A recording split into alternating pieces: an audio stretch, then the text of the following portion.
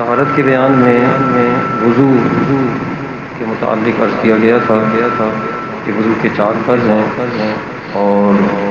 وضو کرنے کا سنت طریقہ مستحب طریقہ عرض کیا گیا۔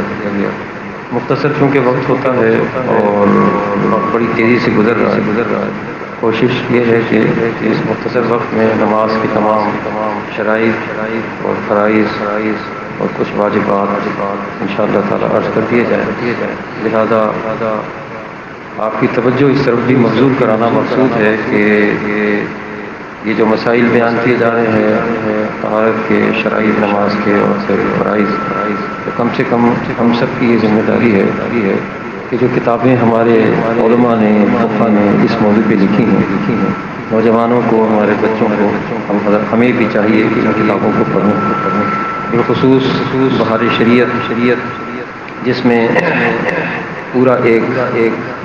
حصہ ہی طہارت پر ہے اور پھر تیسرے حصے میں نماز کے مسائل ہیں، تو ان کو ضرور پڑھا جائے اور دیکھا جائے کہ ان نشستوں میں تو مختصر جو ضروری چند باتیں ہوتی ہیں وہ کوشش کی جاتی ہے کہ آپ کے سامنے عرض کر دی جائے، اور بہت سے مسائل باقی رہ جاتے ہیں اور اس کی ہمیں اپنی زندگی میں ضرورت پڑتی ہے، خود بھی اور اپنے اہل خانہ اور گھر والوں کے لیے، مرد و خواتین، بچوں بچیوں سب کے لیے۔ وہ جب تک کہ ہم ان کتابوں کا مطالعہ نہ کریں، اس طرف مستقل توجہ نہ رکھیں، وہ چیزیں ہمیں حاصل نہیں ہو سکیں گی اور ہمارے ذہن میں محفوظ نہیں رہیں گی، اور بہت سی باتیں اس میں ایسی ہیں کہ جب تک ان پر عمل نہ کیا جائے آدمی کو پاکی اور طہارت حاصل نہیں، اور جب تک کہ طہارت حاصل نہیں ہوگی تو ظاہر ہے وہ ناپاک ہی رہے گا، اور ناپاک جب رہے گا تو نہ وہ قرآن مجید کی تلاوت کر سکیں گی اور نہ ہی نماز پڑھ سکتے ہیں، اور ہر وقت ناپاکی سے رہنا یہ ایک اور بڑی مصیبت ہے۔ قرآن مجید فرقان حمید میں اللہ تعالیٰ و تبارک جل شانہ نے اہل ایمان سے فرمایا کہ اے ایمان والو، جب تم نشے کی حالت میں ہو تو اس وقت نماز کے قریب نہ ہو جب تک کہ سمجھ تمہیں بوجھ ہو جائے اور بولنے لگو وہ بات جو تم سمجھتے ہو، صحیح کلام کرنے لگو۔ اور دوسرا فرمایا کہ جب تمہیں حالت جنابت ہو تو اس وقت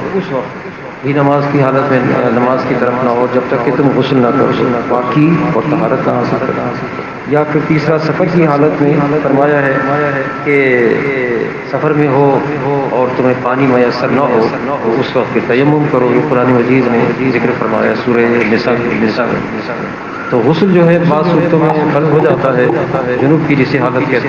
ہیں، اور یہ جنابت ہے، اور یہ عورتوں کے لیے بھی اور مردوں کے لیے بھی اس صورت میں ہے۔ اسی طرح سے حیض اور نفاس سے فارغ ہونے کے بعد طہارت ضروری ہے، تو اس کے لیے جو صحیح طریقہ ہے غسل کا اس کو اختیار کیا جائے۔ اور غسل کے جو 3 جز علماء نے بیان فرمائے ہیں، فقہاء کرام نے، اس میں سے ایک جز یا 3 فرض کہہ لیجیے، اس میں سے غسل کے 3 فرضوں میں سے پہلا فرض جو ہے وہ کلی کرنا، اور دوسرا فرض جو بیان کیا یا جز کہہ لیجیے وہ ہے ناک میں پانی ڈالنا، اور تیسرا فرض جو بیان فرمایا وہ ہے کہ پورے بدن پر سر سے لے کر کے پیروں تک پورے بدن پر ہر جگہ سے پانی بہہ جائے اور ہر بال دھل جائے، ہر جز اور کونا اور گوشے سے پانی پہنچ جائے، کوئی جگہ باقی نہ رہے، اگر رہ گئی تو غسل نہیں ہو سکے گا۔ تو یہ 3 جز بیان فرمائے گئے۔ کل وضو کا ذکر ہوا تھا تو اختصاراً اس پر بات کر لی جائے کہ اس کے جو یہ 3 فرض ہیں اس میں سے پہلا جو ہے وہ ہے کلی کرنا۔ کلی کرنے کی یہ معنی نہیں ہے جیسے کہ وضو میں بھی عرض کیا گیا تھا کہ وضو میں کلی کرنا اور ناک میں پانی ڈالنا یہ سنت ہے۔ اگر کسی نے نہیں ڈالا، کلی نہیں کی، ناک میں پانی نہیں ڈالا اور چہرہ پورا دھو لیا اور جس میں چہرے میں جو اس سے آتے ہیں یہ سب دھل گئے تو اس کا وضو ہو جائے گا، سنت رہ جائے گی۔ لیکن غسل میں فرض کہ کلی کی جائے سب سے پہلے 3 فرضوں میں سے۔ کلی کرنے میں یہ ہے کہ اس طرح سے پانی ڈالا جائے منہ میں کلی کرتے وقت کہ جیسے کہ صاحب بار شریعہ فرماتے ہیں کہ ذرا سا پانی منہ میں لیا اور اس کو پچکاری لے کے باہر نکال دیا تو یہ کلی کرنا نہیں، بلکہ اس طرح سے پانی منہ میں ڈالا جائے کہ ہماری سارے داڑھیں، اس کی داڑھوں کی جڑیں، اس کی کروٹیں اور دانتوں کی جو کھڑکیاں ہیں وہ، اور زبان کی جو کروٹیں ہیں، زبان کی جڑ، نچلا حصہ، اوپر کا حصہ، یہ جو اس کے یہاں گالے اندر کی، اس کے اندر کے حصے، اس ہر جز میں، ہر حصے میں پانی پہنچ جائے، اور دانتوں کی کھڑکیوں میں جو کوئی چیز لگی ہوئی رہ جائے اور جو غسل اس پر فرض ہے تو اس کو چھڑانا بھی ضروری ہے کہ اس کو کوئی چیز ایسی لگ گئی تو اس کو چھڑائے، اس کو ہٹائے اور اس کے بعد پھر کلی کرے تاکہ اس حصے میں بھی اس کے پانی جو ہے وہ پہنچ جائے۔ اسی طرح سے حلق تک پانی پہنچانا ضروری ہے، اور اسی لیے غسل میں ہم غرغرہ وغیرہ بھی کر لیتے ہیں کہ حلق تک پانی پہنچ جائے، کہ جب غسل فرض تھا ہم پر لازم تھا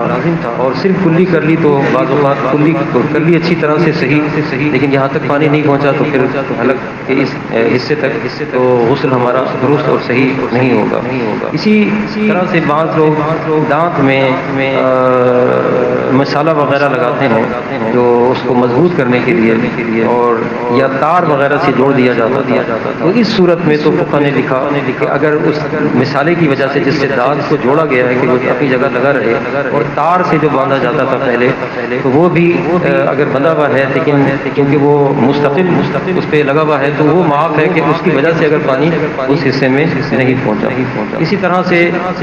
چھالیا پان وغیرہ کھانے والے لوگ کہ اس کا کوئی جرم، کوئی چیز لگی رہ گئی تو اس کو چھڑائیں، اگر وہ رہ گئی اور نہیں نکل سکی تو معاف ہے، اور بعد میں اگر وہ نکل گئی تو پھر اس کو کلی کر لیں، جو نماز وغیرہ انہوں نے پڑھی ہے وہ درست اور ٹھیک ہو جائے گی۔ تو یہ غسل میں جب کہ فرض ہو اور کلی میں اس چیز کا اہتمام اور لحاظ رکھا جائے کہ کوئی حصہ جو ہے باقی نہ رہ جائے۔ دوسرا ہے کہ ناک میں پانی چڑھانا۔ ناک میں پانی چڑھانا وضو میں تو سنت تھا، اور یہاں غسل میں فرض ہے، اور پانی اس طرح سے چڑھایا جائے کہ ہماری ناک میں کی اوپر کی طرف نرم بانسیں تک پانی اوپر تک پہنچ جائے، اور اس کے لیے صاحب بار شریعہ نے یہ لکھا کہ یعنی ہم جیسے سانس سے کھینچتے ہیں اس طرح سے کھینچیں گے تو پانی ناک کے اوپر کے حصے تک پہنچ جائے گا، اور اگر ریچھ وغیرہ جمی ہے، جیسے ناک وغیرہ جم جاتی ہے تو اس کو چھڑانا بھی ضروری ہے کہ اس کو چھڑائیں تاکہ ہر حصے میں ناک کے اندر پانی پہنچ جائے، ورنہ اس کی وجہ سے پانی جو ہے وہ نہیں پہنچ سکے گا۔ اسی طرح سے ناک میں بال ہوتے ہیں، ان بالوں کا دھونا بھی جب غسل فرض تھا تو ان ناک میں موجود بالوں کا دھونا بھی فرض اور ضروری ہے کہ ان کو بھی دھویا جائے۔ تو اس طرح سے ناک کا یہ دوسرے میں پانی چڑھانا، اوپر نرم بانسیں تک اس پانی کا پہنچنا، یہ بھی شرائط میں سے اس کے دوسرے جز میں سے لازمی ہے، فرض کہہ لیجیے کہ فرض ہے دوسرا۔ اور تیسرا فرض یہ ہے کہ سر سے لے کر پیروں تک، پیروں کے نیچے تلووں تک پورے بدن پر پانی بہایا جائے کہ ہمارے جسم کا کوئی حصہ، کوئی جز اور کوئی بال اور اس کی جڑ اور پورا بال جو ہے وہ بھیگنے سے باقی نہ رہ جائے۔ حضرت علی کرم اللہ تعالیٰ وجہ کریم میں ایک جگہ فرماتے ہیں کہ یہ فرمایا گیا کہ جس نے غسل کیا کہ وہ بالوں کا کچھ حصہ باقی رہ گیا تو اس پر ایسا عتاب فرمایا جائے گا، تو فرماتے ہیں میں نے تو بالوں سے یہ دشمنی کر لی، یعنی گویا کہ بال کاٹتا ہوں، رکھتا ہی نہیں کہ ایسا نہ ہو جیسے سر وغیرہ کے بال۔ تو خواتین میں سے امہات المومنین میں سے بعض نے بارگاہ رسالت میں عرض کی تھی کہ ہم اپنے بالوں کو گوندھ لیتی ہیں، یعنی عورتیں جو مضبوط چوٹی کر کے باندھ لیتی ہیں، تو ہمارے لیے کیا حکم ہے؟ تو حضور نے ان سے ارشاد فرمایا تھا کہ تم اگر اپنے بالوں پہ پانی ڈالو اور وہ جڑوں تک پہنچ جائے، نرم ہو جائے تو وہ کافی ہے، لیکن اگر غسل ان پر فرض ہے اور وہ اتنے مضبوط گدے ہوئے ہیں کہ جڑوں تک پانی نہیں پہنچتا ان خواتین کے، تو ان کو کچھ نہ کچھ اس کو ہلکا کرنا پڑے گا کہ پانی جو ہے کم سے کم ان کی جڑوں تک پہنچ جائے تو وہ غسل ان کا ٹھیک ہو جائے گا۔ اور اگر آج کل تو مردوں نے بھی چوٹیاں بنانا شروع کر دی، حدیث شریف میں بچپن میں سنتے تھے کہ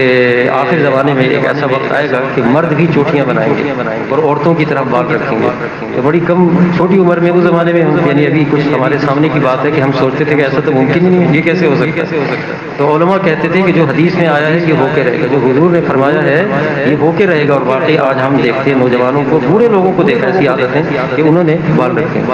تو علماء نے لکھا کہ اگر انہوں نے گوندھ لیا بالوں کو اور چوٹیاں بنا لی تو ان پر تو لازم ہے کہ یہ کھولیں اگرچہ کہ ناجائز ہے، شریعت کے خلاف ہے، تو یہ بالوں کو کھولیں اور کھول کر کے سارے بالوں کو دھوئیں۔ اعلیٰ حضرت علی رحمت نے فتاوی رضویہ شریف میں تو بہت زیادہ وہ مقامات جسم کے بتائے کہ نہانے میں اگر ان کا لحاظ اور خیال نہ رکھا جائے تو وہاں پانی نہیں پہنچتا ہے، ان کے باقاعدہ 70 مقامات گنائے کہ اور پھر غسل نہیں ہوتا۔ لہذا غسل جب فرض ہو تو ان باتوں کا لحاظ اور خیال رکھنا انتہائی ضروری ہے، اور میں نے جیسے شروع میں کہا کہ یہ ہماری ذمہ داری ہے کہ ہم فقہی کتابوں کی طرف توجہ دیں اور انہیں پڑھیں تاکہ ہماری طہارت صحیح ہو، اور جب طہارت صحیح ہوگی تو جتنے عبادتیں ہیں وہ سب ٹھیک ہوں گی، کہ سب سے پہلا جز ہی عبادت میں شامل ہونے کے لیے طہارت۔